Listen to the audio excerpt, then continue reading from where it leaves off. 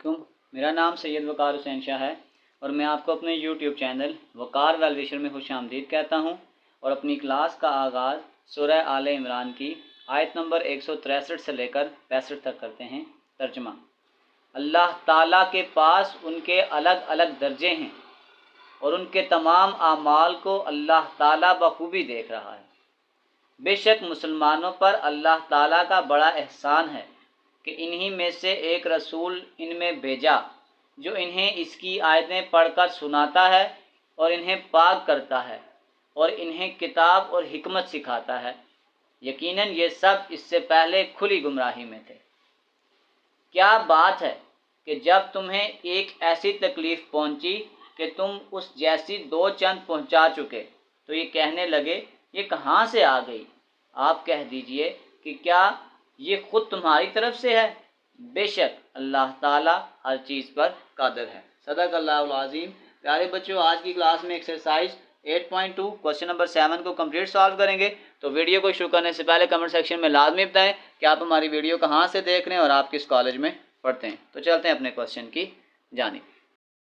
आपके पास ये कह रहा है कि if the tangent from a point, हमने सबसे पहले ये एक पॉइंट रखा टू आ सर्कल, तो ये जो एक आपके पास लाइन है ये एक टेंजेंट लाइन है और सर्कल की इक्वेशन उसने हमें ये गिवन दी है एक्स का स्क्वायर प्लस वाई का स्क्वायर इज इक्वल टू ए का square.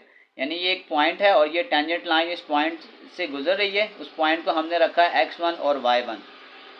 Perpendicular distance from p to line, यानी कि एक और लाइन, ये एक लाइन गुजर रही है और जो परपेंडिकुलर डिस्टेंस बनाएगी, यानी कि यहाँ पे परपेंडिकुलर डिस्टेंस बनेगा तो इसका मतलब यहाँ पे जो एंगल बनेगा वो 90 का बनेगा। और जो लाइन की इक्वेशन है आपके पास वो है L X plus M Y plus N equal to 0। Then find out locus of the P. Locus से मुराद ये होता है कि पोजीशन है, यानी ये जो पी की पॉइंट की पोजीशन होगी ये कहाँ पे होगी, हमने ये फाइंड आउट करना है। इससे पहले कुछ कंसेप्ट हम डिस्कस कर लेते हैं कि अगर हमने फाइंड करनी हो डिस्टेंस ऑफ टेंजेंट लाइन तो उसका फार्मूला आपके पास होता है x1 का स्क्वायर प्लस y1 का स्क्वायर माइनस a का स्क्वायर और under root.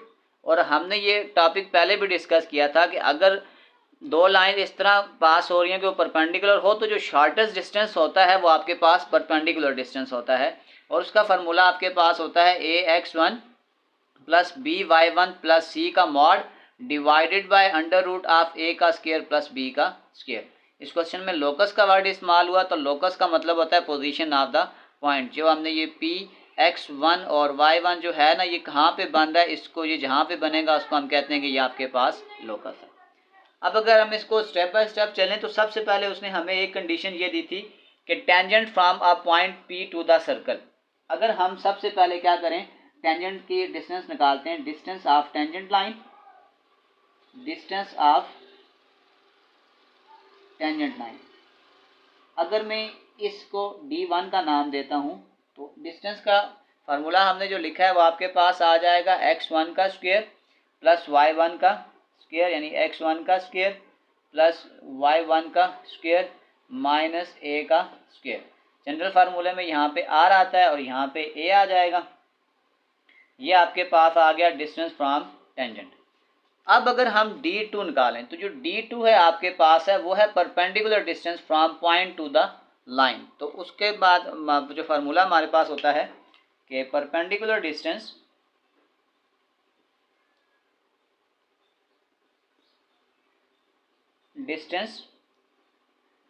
From point two line, इसको वैसे हम r भी बोलते हैं। तो अब अगर हम एक स्पेसिफिक पॉइंट से एक डिस्टेंस लें तो उसको अगर हमने यहाँ पे जैसे d2 का नाम दिया हुआ है तो उसका जनरल फार्मूला आपके पास होता है ax1 plus by1 plus c divided by under root of a का स्क्वायर प्लस b का स्क्वायर। जबकि अगर हम लाइन को देखें तो लाइन आपके पास ये है L X plus M Y plus N equal to C. तो ये आपके पास जनरल इक्वेशन होती है A X plus B Y plus C equal to 0। तो इसका मतलब ये हो गया कि ए की जगह आपके पास क्या आ जाएगा L, A is equal to L, B is equal to M और C is equal to N. ये वाली वैल्यूज फार्मूले में पुट कर दें तो ये आपके पास आ जाएगा LX1, B की जगह आ जाएगा M, My1 प्लस N, ये आपके पास आ गया mod divided by under root of A का स्क्वायर, A की जगह आ जाएगा L का स्क्वायर और B की जगह आ जाएगा M का स्क्वायर। इसको इक्वेशन 1 का नाम दे दें और इसको अगर हम दे दें इक्वेशन 2 का नाम। अब इसने कंडीशन में क्वेश्चन में खुद कहा था कि tangent from point two circle, यानी ये जो टेंजेंट है इस पॉइंट से इस सर्कल की जो डिस्टेंस है D1 का नाम हमने दिया, विच इज इक्वल टू, कि वो बराबर है पॉइंट टू लाइन की जो परपेंडिकुलर डिस्टेंस बन रही है। तो इसका मतलब हम फिर कह सकते हैं कि हमारे पास जो D1 है वो D2 के बराबर है। इसको फिर फर्दर सॉल्व करें अकॉर्डिंग टू गिवन कंडीशन।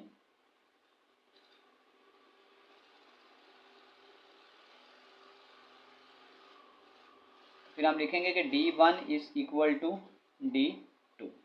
अब D1 आपके पास ये था x1 का स्क्वायर y1 का स्क्वायर माइनस a का square which is equal to D2।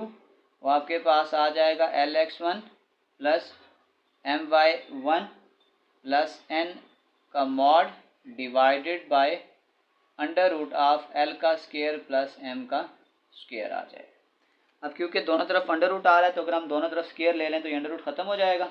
आ जाएगा x1 का स्क्वायर प्लस y1 का स्क्वायर माइनस a का स्क्वायर। इस अंडर रूट को काटने के लिए हम स्क्वायर कर देंगे तो ये भी आपके पास आ जाएगा LX1 plus My1 plus n का whole square divided by under root of L का स्क्वायर प्लस M का स्क्वायर का होल स्क्वायर। तो ये इससे कैंसिल हो जाएगा और ये इससे कैंसिल हो जाएगा। ये आपके पास आ जाएगा x1 का स्क्वायर प्लस y1 का स्क्वायर माइनस a का स्क्वायर। ये वैल्यू यहाँ डिवाइड हो रही है, उधर जाके मल्टीप्लाई, ये आ जाएगा l का स्क्वायर प्लस m का square which is equal to LX1 plus My1 plus n का होल का स्क्वायर। तो फिर हम ये कह सकते हैं कि ये आपके पास रिक्वायर्ड लोकस है, required equation of locus of P, यानी ये जो P की जो लोकेशन है जो उसकी इक्वेशन बन रही है ये आपके पास इसका एक जनरल सोल्यूशन है और हमने इस क्वेश्चन में ये चीज़ फाइंड आउट करनी थी। इसी के साथ क्वेश्चन नंबर 7 कंप्लीट सॉल्व हो चुका है।